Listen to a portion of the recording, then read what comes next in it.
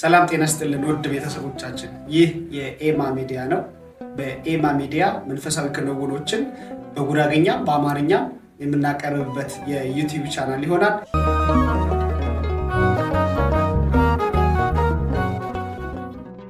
አንድ ጊዜ መጋቤ ሃይማኖት ቀሲስ አድጋዌ የነገሩኝ ነገር ትዝ ይለኛል። እሳቸው ለአገልግሎት ሌላ ቦታ ተይዘው ሌላ ተደራቢ አገልግሎት ሲመጣባቸው አንተን እንደላኩህና አንተ ጋር ደግሞ የገጠመህ ነገር እንዳለ ነግረውኛል። ምንድን ነበር? ሁለት ነገር ነው። አንደኛ እንግዲህ ትምህርት ክፍሉ አስቀምጦኝ ወረደ ተቀብሎኝ ወደ መኪና አስገባያ ቦርሳ ይቀበሉሃል ምናምን ክብር ነው። አሁን እየለመድኩት ስመጣ አልፈቅድም እንጂ ያው ይቀበሉሃል አንቱ ምናምን ይሉሃል። እንግዲህ ጺም አላበቀልኩም፣ ወንተሰነ ጺም ማለች ውፍረትም ጨመርኩ። የዛኔ በጣም ልጅ ነኝ፣ ፊቴም ያናህል የበሰ ዝርሲየርሽና ሆብ እንደው ያ ነው።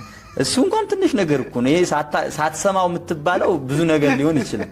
እኔ ግን የሰማሁት አንደኛ ምርባሁም ዘርቻቸው ነው ተካንሃሩ የምትፈቀሩ ኩንደ አንድ እሱ ነው። ሁለተኛ ደግሞ ተነስ ውረድ ማን ነው አንተ ማን እንደሆነ ያላወቀ ተነስ ውረድ ወይ ብር አምጣ ተነስ ማን ነው የጠራ በማን በኩል ተመዘገብክ?